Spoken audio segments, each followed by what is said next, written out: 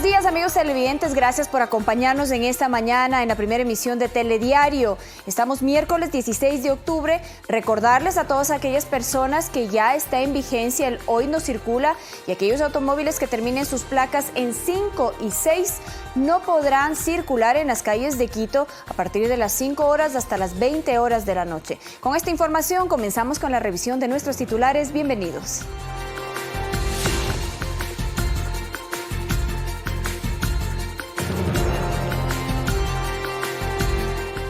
La violencia en las jornadas de protesta llama la atención a las autoridades de gobierno.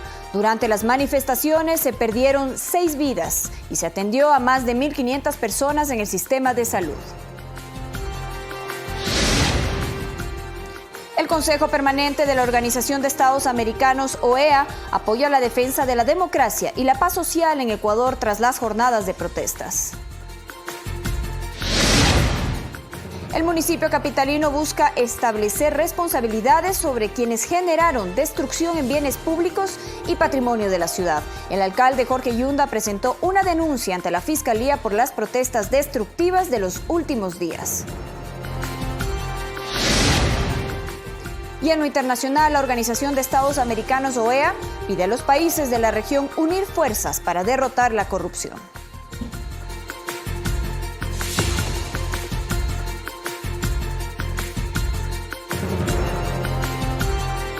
Iniciamos con la información. La violencia que se evidenció en las jornadas de protesta es uno de los aspectos que llama la atención a las autoridades de gobierno. Durante estos días se perdieron 6 vidas y se retuvieron a 202 policías, uno de los cuales sigue privado de su libertad.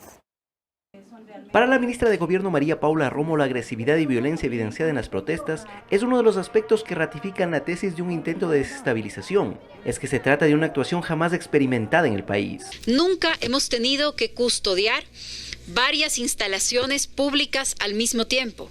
Nunca hemos tenido que defender rastrillos policiales, militares. En un informe preliminar se determina que 6 personas perdieron la vida en las diferentes jornadas que comenzaron el 3 y culminaron el día 13 de octubre. Esta cifra es distinta a la presentada por la Defensoría del Pueblo, cuyo nombre no lo encontramos en ninguna institución, que no está en ningún reporte y que podría tratarse de un nombre repetido, el ciudadano de apellido Mosquera.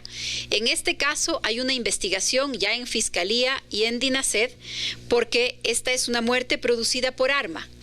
Pero un dato que es muy importante y que es relevante es que este hecho se produjo en Cumandá.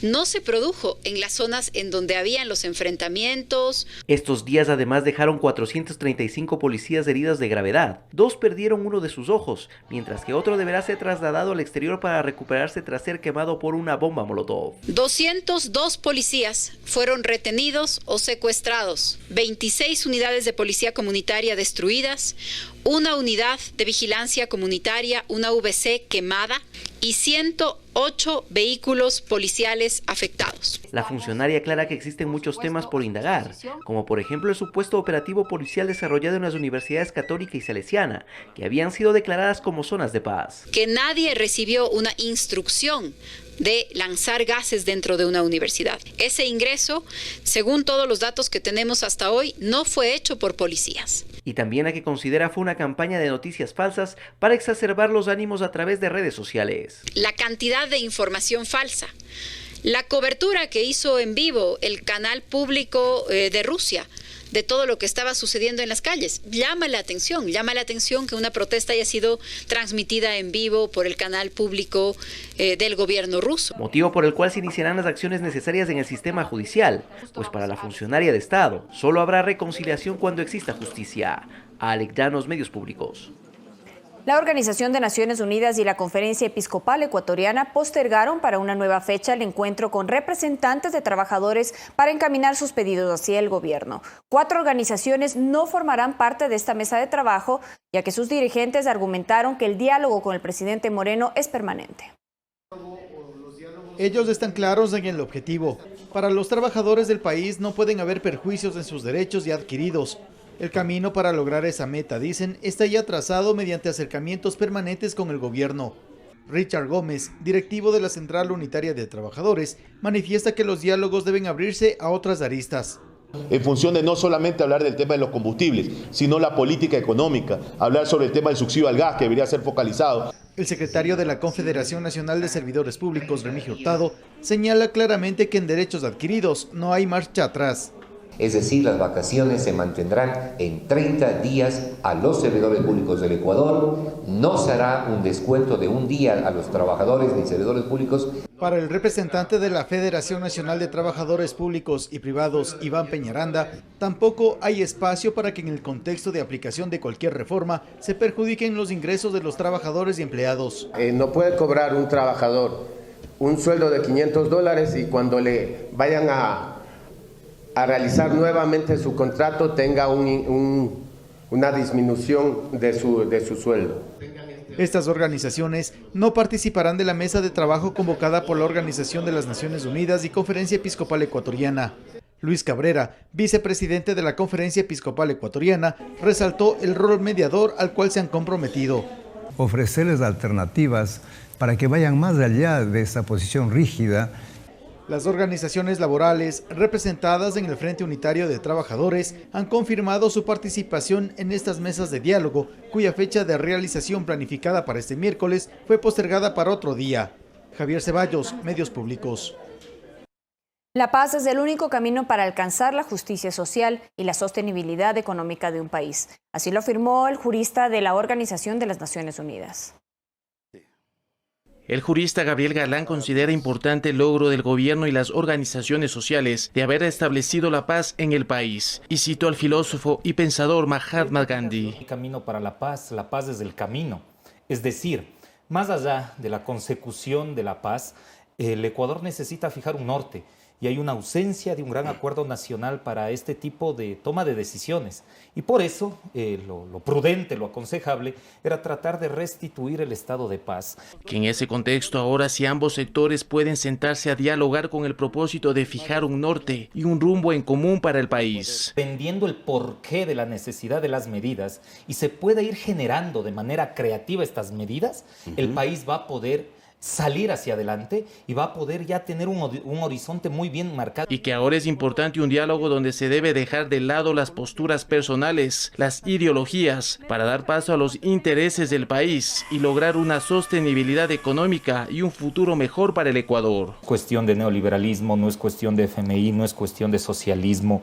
Es cuestión de encontrar una alternativa para el desarrollo del país y una alternativa que en el proceso sea incluyente, en la que participen todos los sectores sociales, pero que los sectores sociales también se sienten en la mesa con esa capacidad de comprender la necesidad urgente que tiene el que gobierna, porque gobernar no es fácil. Algo que es incluso apoyado por organismos internacionales como lo hizo Arnold Peral, representante de la Organización de las Naciones Unidas en Ecuador durante el diálogo mantenido entre indígenas y el gobierno ecuatoriano. Ha habido muertos, heridos, personas que han perdido su empleo.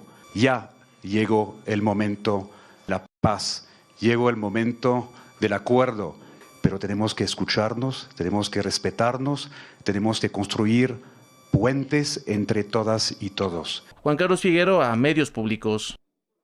La economista jefe del Fondo Monetario Internacional, Gita Gopinath, expresó su apoyo a las autoridades de gobierno después de que el gobierno llegó a un acuerdo con el movimiento indígena para suspender el decreto 883. Very much welcome.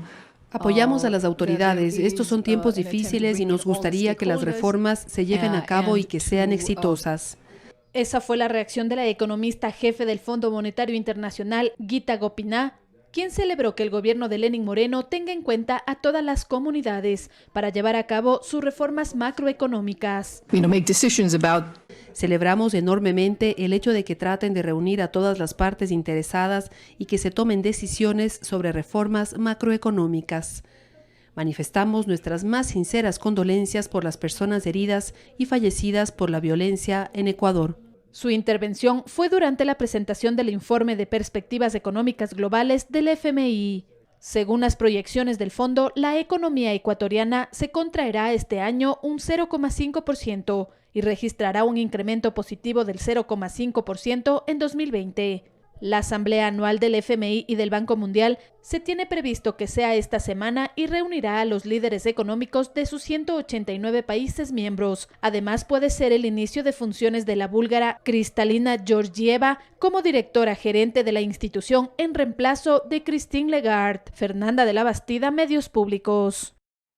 El Consejo Permanente de Organización de Estados Americanos, OEA, aprobó la declaración por una defensa de la democracia y la paz social en Ecuador tras las jornadas de protesta que generaron un ambiente de desestabilización en el país. La aprobación fue unánime.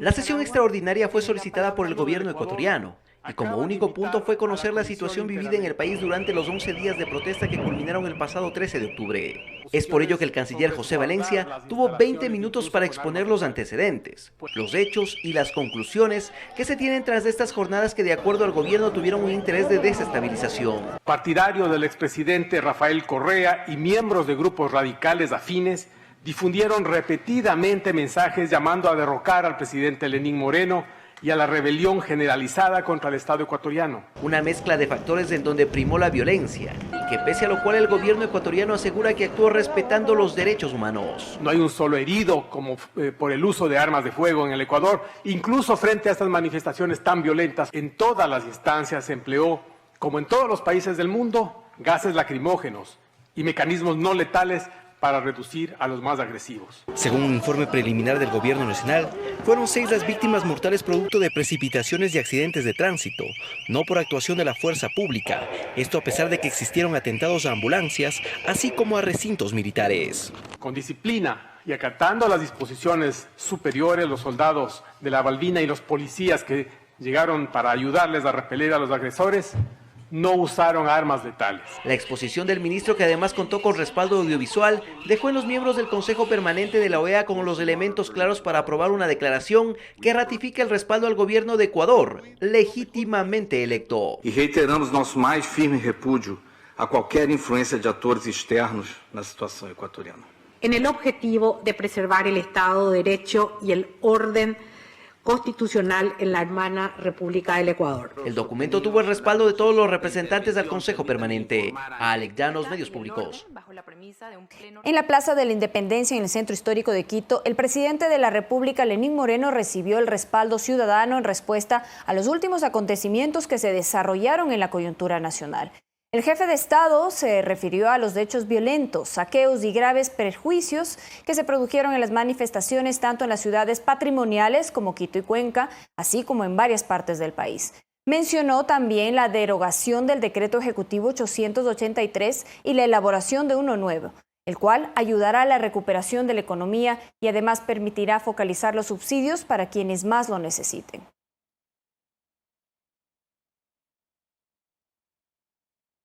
Preste atención a la siguiente información. El general Luis Lara Jaramillo es el nuevo jefe del Comando Conjunto de las Fuerzas Armadas. El presidente Lenín Moreno lo nombró mediante decreto ejecutivo, así también se designó al nuevo comandante de la Fuerza Terrestre. Conozcamos sus perfiles. A través del decreto ejecutivo 896, el primer mandatario designó como jefe del Comando Conjunto de las Fuerzas Armadas al general de división Luis Lara Jaramillo. Esto luego de cesar en el ejercicio de sus funciones al general Roque Moreira, quien ocupaba dicho cargo. El general Lara nació en Macará, provincia de Loja, el 27 de diciembre de 1957. Se graduó como subteniente de infantería de la Escuela Superior Militar Eloy Alfaro. Es licenciado en Administración y Ciencias Militares. Tiene 2 diplomados, uno en Política, Seguridad y Democracia y otro en Inteligencia en el Estado Contemporáneo. Así también posee estudios de técnicas de enseñanza. En su trayectoria profesional ocupó varios cargos, entre ellos agregado de defensa a la Embajada de Ecuador en la República de Chile. Ocupó cargos administrativos como director general de Talento Humano, director de Logística del Ejército. Fue comandante del Comando de Operaciones Terrestres, jefe del Estado Mayor del Ejército Ecuatoriano y de Operaciones del Comando Conjunto. Así también el presidente Moreno cesó en sus funciones al comandante general de la Fuerza Terrestre, Javier Pérez, y designó en el cargo al general de brigada Luis Altamirano Junqueira, quien posee varios diplomados y maestrías, entre ellas en Seguridad y Defensa, Ciencias Administrativas, en Filosofía en Estudios Estratégicos y un doctorado en Educación. Olga Velasco, Medios Públicos. La Asamblea Nacional analizará el día de hoy miércoles la situación del país luego de varios días de manifestaciones. El legislativo sesionará en medio de cuestionamientos a su gestión y también a ciertos asambleístas refugiados en la Embajada de México. En medio de los cuestionamientos a la gestión de la Asamblea por su falta de acción frente a la crisis que se vivió en el país, este miércoles finalmente la función legislativa sesionará para analizar lo acontecido durante las intensas jornadas de manifestaciones. Según el segundo vicepresidente Patricio Donoso, en la Asamblea actuaron con cautela. La Asamblea ha sido sumamente cauta en estos días. El 92% de los asambleístas no viven en Quito, son de provincias. Sin embargo, esa falta de acción fue cuestionada por varios legisladores, quienes aseguraron que era necesario que la Asamblea sesione para conocer y pronunciarse sobre esta situación. Es tarde, muy tarde, la reacción de la Asamblea Nacional. Podíamos buscar otro sector neutral y darle una respuesta a los ciudadanos. El presidente del Legislativo, César Litardo, aseguró el lunes que existían intenciones del correísmo para emprender acciones golpistas a través de la aplicación de una muerte cruzada. Por lo tanto, hay todos los elementos necesarios como para concluir que esto fue el intento.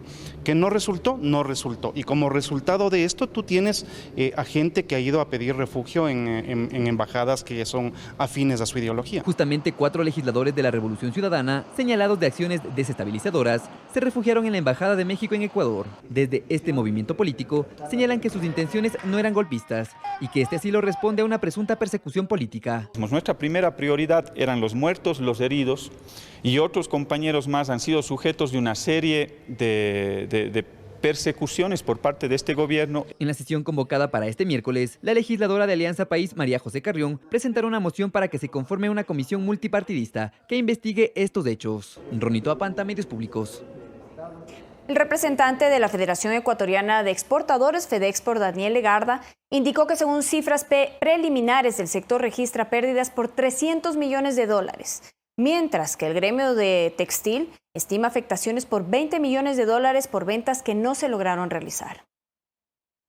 Las exportaciones ecuatorianas fueron afectadas a consecuencia del paro, indicó Daniel Legarda, presidente ejecutivo de Fedexport. Se estiman pérdidas económicas por $300 millones en varios sectores. El sector florícola, por ejemplo, tal vez de los más afectados en la Sierra Central, junto con el sector de brócoli, han tenido una para total de actividades, sobre todo en la región sur, una para total de actividades, puesto que ha habido amenazas contra la seguridad de sus trabajadores. Legarda indicó que varias empresas en Quito, Guayaquil y Cuenca estuvieron sin operar. Remarcó que el efecto mayor es en la imagen internacional del país. No quiero decir con esto que ese trabajo quede truncado completamente, pero sin duda alguna sí hay retroceso en esto, porque las imágenes del país a nivel internacional de lo que ha pasado en estas semanas hacen mucho daño.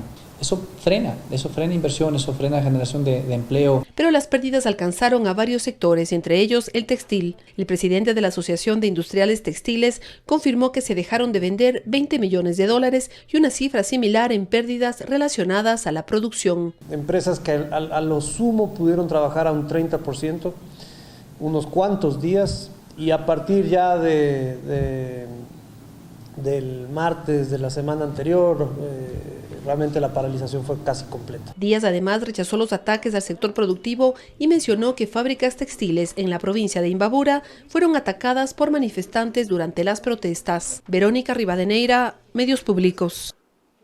10 locales comerciales de Guayaquil, Durán y San Borondón, que fueron víctimas de saqueos durante las últimas protestas, fueron los primeros en ser contactados por Ban Ecuador para que a través de créditos se reactiven sus emprendimientos. Hoy la entidad financiera pública concretará un convenio con la Cámara de Comercio de Quito para apoyar a los comerciantes afectados. A Vladimir y a su esposa Saskia, unos cuantos sujetos los dejaron en la calle.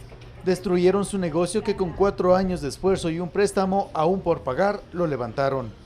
Me saquean la bodega, se llevan licuadoras, se llevan las televisiones, se llevan microondas. Los agresores todos se llevaron y lo poco que dejaron lo destruyeron totalmente durante las manifestaciones de este último fin de semana en las inmediaciones de la Contraloría del Estado en Quito. Esto lo utilizaron como trinchera. Si ustedes pueden observar en la parte delantera, también revientan el techo. Al local de Santiago lo dejaron vacío. Se le robaron bicicletas, repuestos y herramientas, todo valorado en más de $50,000. Eso es delincuencia, eso es vandalismo, eso es atentar contra bienes privados. Al comenzar las protestas, también en Guayaquil, se registraron hechos similares. Todo un trabajo de años quedó en ruinas. Estamos luchando para generar algo de empleo, para salir adelante. Bueno, pasó esto. Para ellos, para apoyarlos, Ban Ecuador creó la línea de crédito SOS con créditos de hasta $10,000 a 10 años plazo, con 3 años de periodo de gracia al 8.9% de interés. Lo que intentamos hacer es que sea lo más rápido posible y no solamente hacerlo nosotros, invitamos también a la banca comercial. Este miércoles, autoridades de esta entidad financiera pública visitarán los locales afectados por las protestas en las inmediaciones de la Contraloría en la capital. Javier Ceballos, Medios Públicos. 6:20 de la mañana, momento de una pausa. Al regresar seguiremos con los detalles de las noticias nacionales e internacionales. Lo invitamos a que continúe en la señal de Ecuador TV y Gamavisión. También puede mantenerse informado a través de nuestras redes digitales. Nos encuentra en Facebook y en Twitter como Telediario EC. También lo puede hacer a través de nuestra página web www.ecuadortv.es. Regresamos enseguida con más información.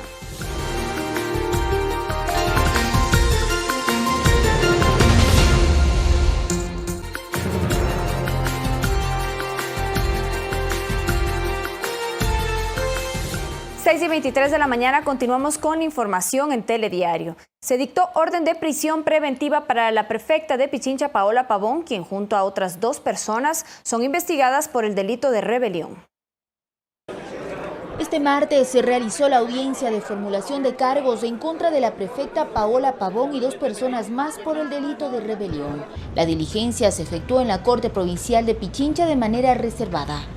Según la teoría de la Fiscalía, los investigados participaron en el presunto financiamiento para el cometimiento de los hechos vandálicos y delictivos sucedidos en las manifestaciones que vivió el país entre el 2 y 12 de octubre. Entre los elementos de convicción que presentó el fiscal de Pichincha, Alberto Santillán, están escuchas de llamadas telefónicas entre procesados. A esto se suman los indicios obtenidos en 8 allanamientos realizados el lunes último. La Fiscalía presentó, aunque ustedes no lo crean, chats de WhatsApp. ¿Qué dicen? Que básicamente tienen discusiones internas políticas y no presentó absolutamente ninguna prueba que demuestre la rebelión. El presidente de la Corte Provincial de Justicia de Pichincha, Julio Arrieta, acogió el pedido de Fiscalía y dictó prisión preventiva para Paola Pavón y Cristian G. y medidas alternativas a Pablo D. Además, se dispuso la inmovilización de cuentas bancarias y la prohibición de enajenar bienes. La defensa de Paola Pavón anunció que apelará la medida de prisión preventiva y presentará un recurso de habeas corpus. La instrucción fiscal en este caso será de 90 días. El Código Orgánico Integral Penal tipifica la rebelión con prisión de 5 a 10 años.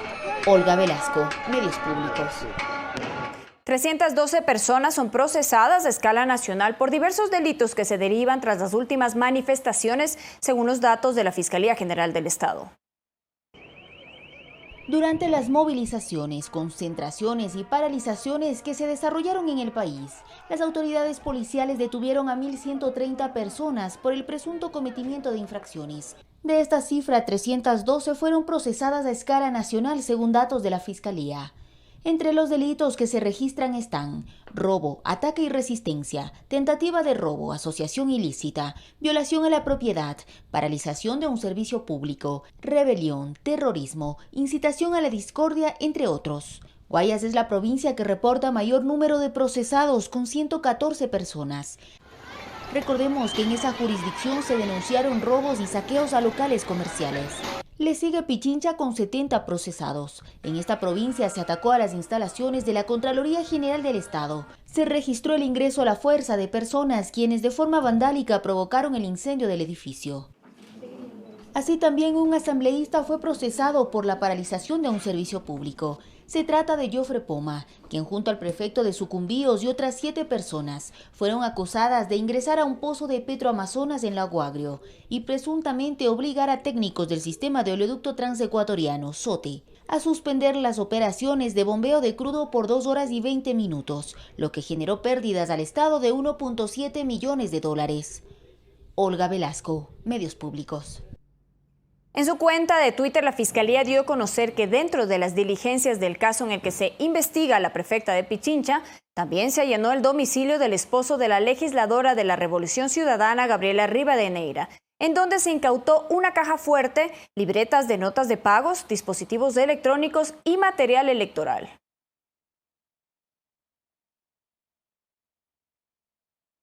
El analista de temas internacionales Carlos Estarelas explicó que un salvoconducto es la única salida que tienen las 7 personas que solicitaron asilo en la Embajada de México.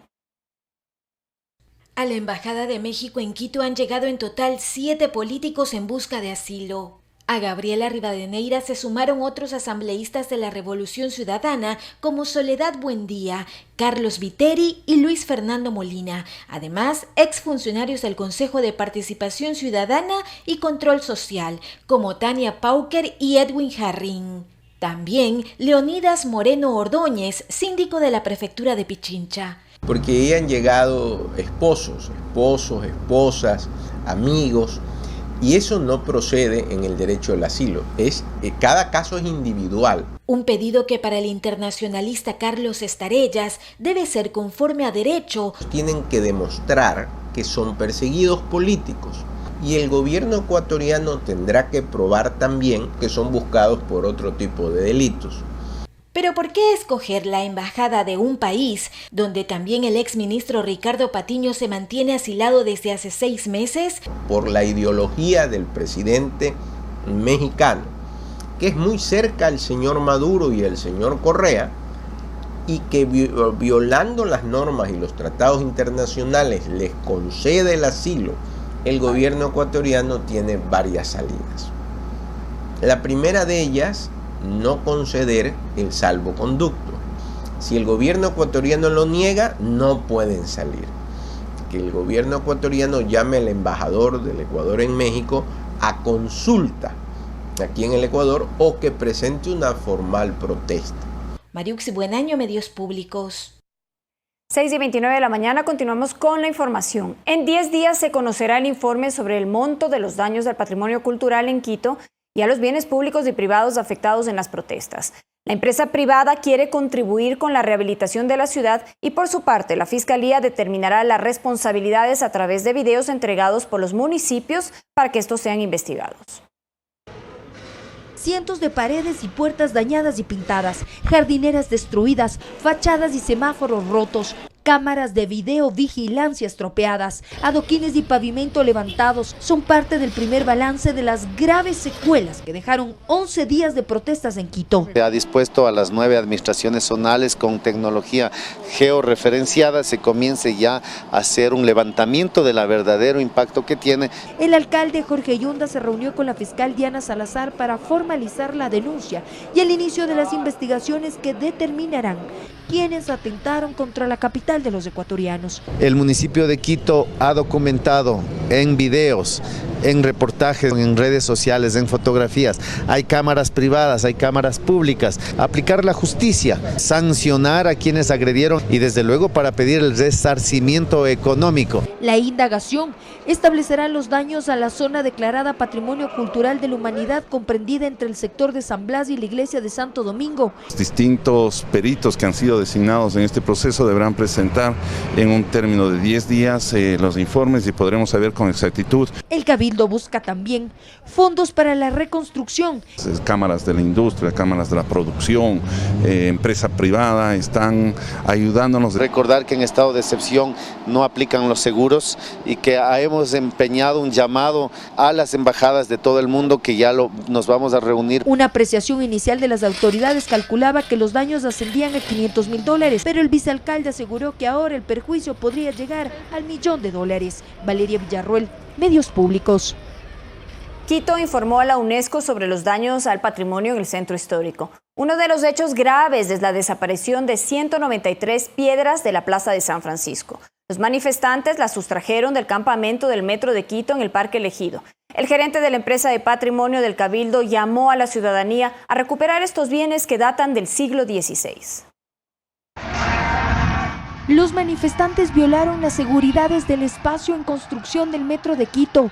Ocurrió en el Parque El Ejido, en donde se edifica una estación. El momento fue grabado. Llenarnos las salidas con materiales, con madera. Hicieron es prender fuego a la estación. En este lugar también funcionaba un campamento en el que se guardaban las piedras del ala derecha de la Plaza de San Francisco. que antes de ser removidas fueron numeradas y que fueron sustraídas por los manifestantes. Fueron usadas como armas, como barreras. Vinieron a dañar nuestro Quito. 1.400 piedras que datan del siglo XVI fueron robadas. Hasta el momento el personal municipal ha recuperado 1.207 que forman parte de esta plaza cuya construcción inició en el año 1537 y finalizó en 1980. Recuperábamos piedras en camiones que ya salían de basura, nos tocaba frenar los camiones y volverlos a reciclar. Recuperábamos 5 o 6 piedras patrimoniales y tenemos hoy un equipo trabajando en el sector del Trébol donde fue acopiado el material. 193 piedras aún están desaparecidas. El gerente de la empresa Metro de Quito hizo un llamado para que la ciudadanía colabore en la búsqueda. Reporten acá a Metro, a la unidad Ajersa o al Instituto Metropolitano de Patrimonio. Los manifestantes ocasionaron el robo de insumos y vestimenta e incendios en las estaciones del metro, El Ejido, 24 de Mayo, San Francisco y Alameda. Los trabajos se paralizaron hasta que se realicen las evaluaciones. Hasta que no vengan los ajustadores técnicos periciales de los seguros no se puede tocar nada. Valeria Villarroel, Medios Públicos. Y durante este lunes y martes, decenas de voluntarios que trabajan en las distintas áreas de la Presidencia de la República se unieron a las tareas de limpieza que se efectuó en el centro histórico. Con escobas, guantes y mascarillas, los servidores públicos retiraron los escombros de las aceras y vías desde la Plaza del Teatro hasta San Francisco. El Carmen Bajo, uno de los conventos más representativos del casco colonial, también fue uno de los lugares en los que participaron y apoyaron en la pintura de sus paredes.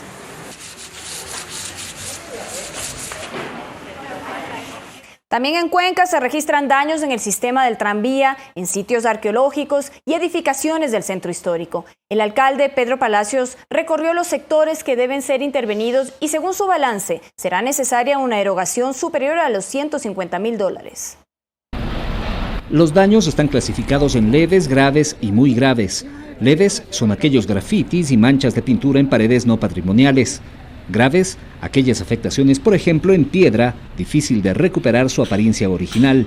Y obviamente los muy graves ya es todo un tema de veredas, bordillos, volardos, equipamiento, infraestructura, que definitivamente tiene que intervenir tanto obra pública como áreas históricas. Son en total 699 puntos de intervención.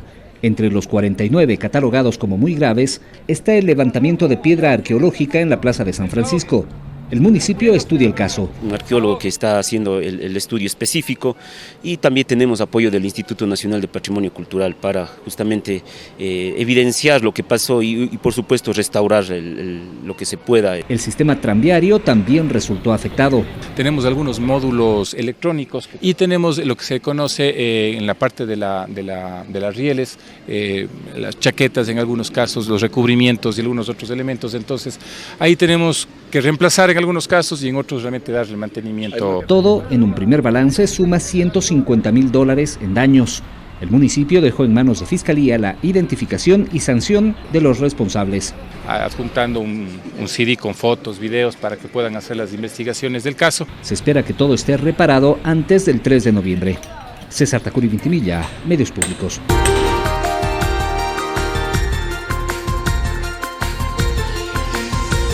Vamos con las noticias internacionales. La Organización de Estados Americanos, OEA, pide a los países de la región que se unan todas sus fuerzas para combatir, derrotar a la corrupción. El secretario general de la Organización de Estados Americanos, Luis Almagro, pidió a los países de la región que sumen esfuerzos contra la corrupción, ya que, según dijo, este delito perjudica la democracia y el desarrollo. La corrupción afecta directamente los valores de la democracia, debilita las instituciones democráticas, erosionando la confianza que en ella debe tener la ciudadanía. Esto es básico para entender que no es un asunto casual en nuestro continente la insatisfacción ciudadana. Almagro dio este mensaje a través de un video enviado a la primera conferencia hemisférica Corrupción y sus posibles soluciones, inaugurada en Cali, en Colombia. No es una simple coincidencia que muchos de los países más pobres del mundo sean los que casi siempre encabecen los listados de corrupción que año tras año elaboran organizaciones internacionales.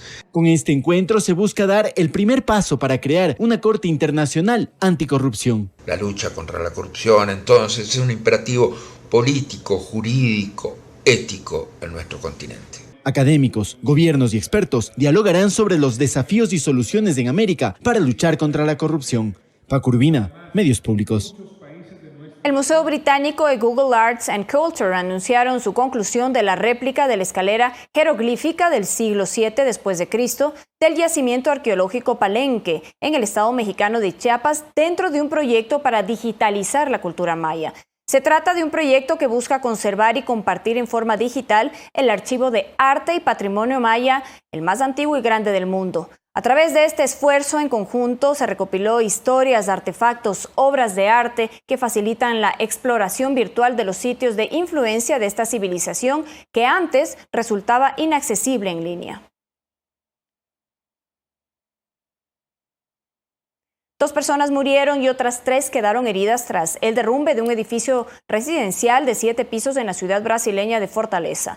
Los bomberos y varias ambulancias se desplazaron a esta zona y rescataron a 9 personas con vida entre los escombros. El edificio se derrumbó sobre las 10:30 de la mañana del día martes por causas que aún son investigadas. Autoridades indicaron que decenas de personas continúan desaparecidas, por lo que el número de víctimas aumentará en las próximas horas.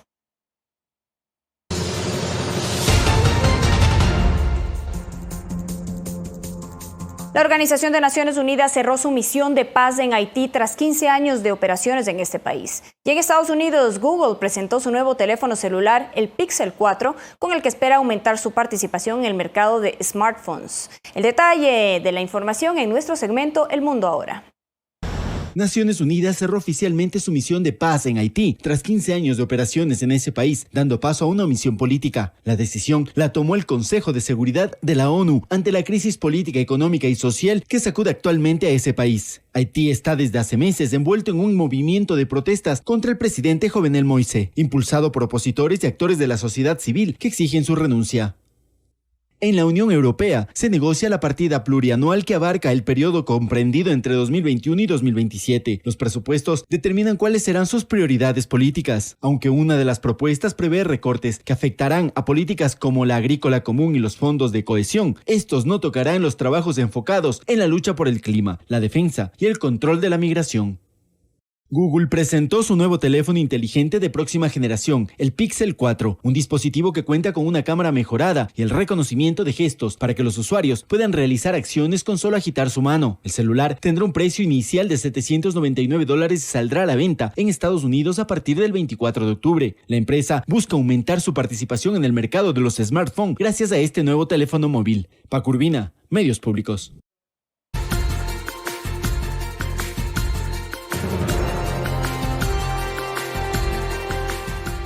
Amigos televidentes, 7:45 de la mañana, nosotros continuamos con las noticias aquí en Telediario. Empezamos con el desarrollo de la información y les contamos que vigilar que se cumpla con el precio oficial en las estaciones de servicio de la provincia del Oro es el objetivo de los operativos de control que se realizan por parte de las autoridades. Velar y precautelar los intereses de los ciudadanos fue el objetivo del operativo sorpresa que realizó la Gobernación de El Oro junto a personal de la Agencia de Regulación y Control Hidrocarburífero en las diferentes estaciones de servicio en Machala. Sí, hemos visto aquí los toques que tienen como los precios que regían anteriormente y hemos visto en cada dispensador están los precios también que lo que se han subido han bajado a lo que son los actuales. Se pudo constatar que las gasolineras cumplen con la venta del precio oficial del combustible, que es de $1.85 la gasolina extra y Ecopaís, y de $1.37 el galón de diésel. Hemos conversado con la gente que ha tanqueado y están con los precios normales, están correctos. Para los usuarios estos controles son necesarios. De esta forma se respeta el precio establecido. Muy bien está, señorita. Lo que pasa es que estaba este problema de la especulación del combustible. La verdad que se estaba sintiendo bastante que subió el combustible, ¿no? Pero la verdad que ahorita sí volvemos a la normalidad. Usted sabe, la economía está muy, como te digo, no tenemos dinero. Entonces la economía es muy baja. Entonces la gente pagaba con el precio anterior y los perjudicados éramos los taxistas.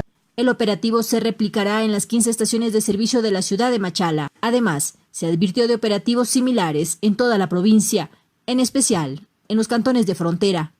Maritza Castillo, Medios Públicos. Atención, con la derogatoria del decreto 883 que eliminaba el subsidio de los combustibles, el precio de la gasolina Ecopaís y Extra se mantiene como antes. Asimismo, las tarifas en el transporte público. Desde las 0 horas de este 15 de octubre, los conductores de vehículos livianos pudieron tanquear sus carros con otro valor, porque el precio de la gasolina Eco se mantiene en $1.85 como hasta el mes anterior. Ahorita voy a tanquear yo con el precio anterior y sigo cobrando lo mismo. Con lo de ahorita casi 12 y casi $13. ¿Y cuando subió? Se me hizo como 21. Imagínese usted mismo, es bastante. Porque la subida fue exagerada, entonces el pasajero no reconoce eso. Sigue con la tarifa anterior. Tras comunicado de la Agencia de Tránsito Municipal, se informó que hasta que se expida el nuevo decreto ejecutivo, se vuelva a los precios establecidos antes de la vigencia del decreto ejecutivo 883. Es decir, que los buses urbanos seguirán cobrando los 30 centavos como tarifa general y 15 centavos como tarifa preferencial para adultos mayores, personas con discapacidad y estudiantes. Sí, están cobrando los 30 centavos. ¿Y ayer cuánto pagó? 40 para no tener problemas nada más. Ayer pagué 40, pero hoy 30. Está bien, todo normal, todo normal. Agentes de la Comisión de Tránsito del Ecuador continúan trabajando en operativos de control para hacer respetar las tarifas establecidas. Si los conductores incumplen estas medidas, serán sancionados. Hemos detectado buses que todavía tenían el letrero, el adhesivo que mencionaba de los 40 centavos. Hemos procedido a retirarlos. La sanción es el 30% de un salario básico. Estamos hablando de $108 con 20 centavos y reducción de 6 puntos en la licencia de conducir. En Guayaquil, Guadalupe Ayoví, Medios Públicos.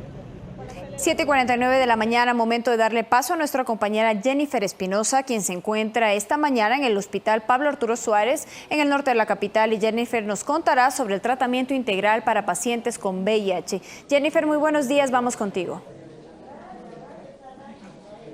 ¿Qué tal, Carla? Muy buenos días y muy buenos días también a toda la audiencia que nos sintoniza a esta hora. Me encuentro, contarles, en el Hospital Pablo Arturo Suárez. Precisamente estoy en la unidad de atención integral. Esta área está dirigida no solo a pacientes con VIH, sino a otros pacientes en general. Sin embargo, hoy nos vamos a enfocar en este tema de VIH que generalmente abarca a unas 33,000 personas en Ecuador que han sido diagnosticadas con este virus, como nos cuenta precisamente el coordinador de esta área, Jesús Daguajer. ¿Cómo está? Muy buenos días. Cuéntenos, son 360 pacientes los que se atienden en esta área. ¿Qué tipo de tratamientos les ofrecen y qué tipo de especialidades también se brindan acá?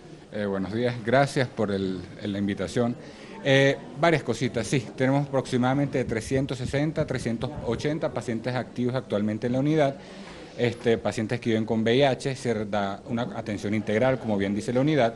Son consultas de infectología y medicina interna con apoyo por el área de psicología de forma directa y ginecología en el caso de las pacientes femeninas. Además, de forma indirecta tenemos acceso a toda la cartera de servicios que tiene el Hospital Pablo Arturo Suárez. Los servicios de cardiología, endocrinología, dermatología, entre otras, a los cuales derivamos los pacientes cuando requiero consultas puntuales y particulares. Correcto, bueno, estamos viendo precisamente trabajo social, es un área también bastante importante dentro de esta atención integral para los pacientes con VIH. Sí, trabajo social nos da apoyo en algunos estudios que no se oferten en el hospital o casos puntuales que requieren apoyo por trabajo social. También situaciones de riesgo, familiares complejas, etcétera. Doctor, coméntenos, bueno, ¿el VIH afecta a quiénes? Lo importante es recalcar eso. Hay un mito con respecto al VIH, toda persona puede infectarse con VIH. Si algo demuestra la diversidad de pacientes que tenemos en la unidad, que los pacientes pueden ser de cualquier origen, condición social, género o edad. Tenemos pacientes diagnosticados muy jóvenes, adolescentes inclusive, pacientes diagnosticados ya de la tercera edad, pacientes hombres, pacientes mujeres, pacientes profesionales, pacientes incluso trabajadores de salud o pacientes de diferentes orígenes. Exacto, y precisamente vamos a hablar más adelante con el doctor y otros médicos de esta área de la unidad de atención integral sobre la prevención, cómo se contagia el virus de inmunodeficiencia humana y también sobre las pruebas rápidas. Así que estén pendientes para conocer más sobre estos casos. Regresamos con ustedes. Muchísimas gracias, Jennifer. Así es, tendremos el detalle de esta noticia. Además, estamos en miércoles de salud y lo invitamos a que nos acompañe a las 8 en punto de la mañana en el programa Más Cerca. Hablaremos también de la prevención y tratamientos del cáncer de mama. Información muy importante para la familia ecuatoriana. A esta hora de la mañana es momento de revisar la información internacional más importante.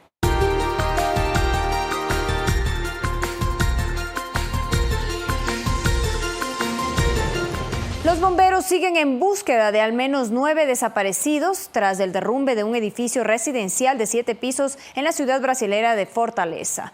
Las autoridades investigan las causas del desplome de esta estructura. El derrumbe de un edificio residencial en la ciudad de Fortaleza, en el norte de Brasil, dejó al menos 2 personas muertas y otras 3 heridas, de acuerdo a los reportes de las unidades de emergencia del país. Una gran tragedia. Pensé que era el fin del mundo. Creí que era un avión o algo parecido porque había mucho humo en la tienda. No podíamos salir porque estábamos atrapados. Tuvimos que salir por la puerta trasera. Fue una cosa horrible. Ahí fue la cosa más horrible. La estructura estaba ubicada en la zona conocida como Dionisio Torres, uno de los sectores más poblados de la ciudad, y colapsó sobre las 13 horas locales de este martes por causas que son investigadas.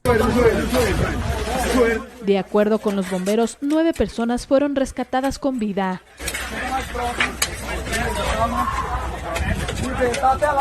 Los escombros sepultaron también vehículos que se encontraban en las calles aledañas, donde vecinos y familiares de los residentes se concentraron en busca de información sobre las 9 personas que fueron declaradas como desaparecidas.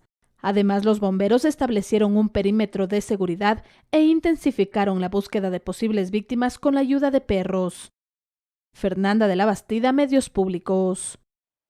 Los demócratas celebraron la noche de este martes su cuarto debate de las primarias del partido, que concluirán en la próxima primavera con la designación de quien tendrá que enfrentarse al actual mandatario Donald Trump para ocupar el despacho oval en la Casa Blanca. 12 personas se dieron cita, aunque la atención se centró en 3 de ellas: Joe Biden, Bernie Sanders y Elizabeth Warren. El juicio político a Donald Trump y a los ataques de Elizabeth Warren marcaron el debate demócrata. El independismo vuelve a movilizarse en 5 marchas por la libertad para protestar en contra de la condena a los líderes de Proces. Los manifestantes partieron de Girona, Vic, Tàrrega, Tarragona y avanzan por etapas hasta llegar el día viernes a Barcelona. Tras una noche de violentos enfrentamientos entre policías y manifestantes en las principales ciudades de Cataluña contra la sentencia de Proces, este miércoles se han convocado las llamadas Marchas por la Libertad.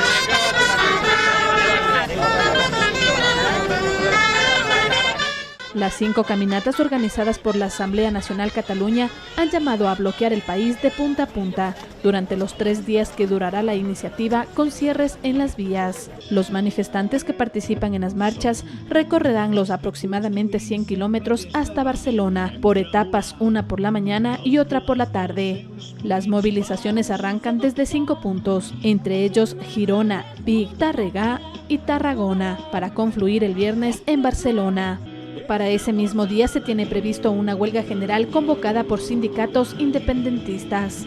El Tribunal Supremo de España condenó a 9 líderes independentistas catalanes a entre 9 y 13 años de cárcel por delitos de sedición en concurso medial y malversación de fondos públicos. Fernanda de la Bastida, Medios Públicos.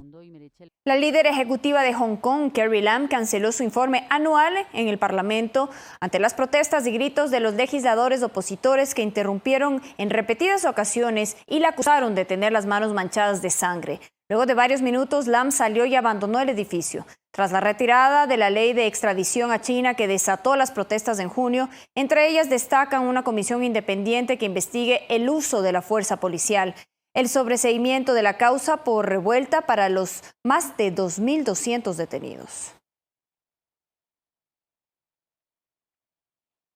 Regresamos a nuestro país y presta atención a la siguiente información porque se inició la segunda etapa del censo migratorio a ciudadanos venezolanos. En esta fase se realizará el registro biométrico de los 96.000 extranjeros que ingresaron sus datos vía electrónica.